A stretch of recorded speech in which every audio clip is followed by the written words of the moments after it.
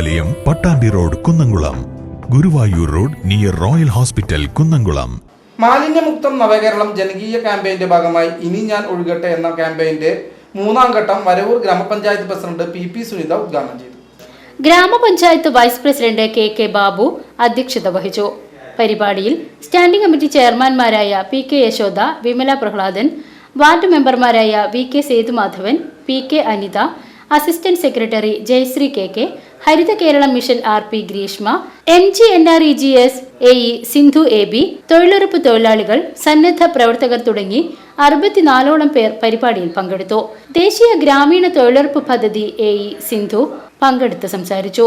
12 kilometre നീളം വരുന്ന രാമൻചിറ തോടാണ് ശുചീകരിച്ച് പുനരുജ്ജീവിപ്പിക്കുന്നതിനായി തെരഞ്ഞെടുത്തിരിക്കുന്നത്.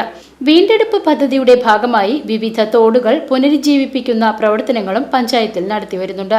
തൊഴിലുറപ്പ് പദ്ധതിയുമായി സംയോജിപ്പിച്ചുകൊണ്ടാണ് പ്രവർത്തനങ്ങൾ നടക്കുന്നത്. മാലിന്യമുക്ത നവകേരളം ജനകീയ ക്യാമ്പയിനിന്റെ ഭാഗമായാണ് ഇത്തരം പ്രവർത്തനങ്ങൾ ഏറ്റെടുത്തിരിക്കുന്നത്. VCV news, Varavoor.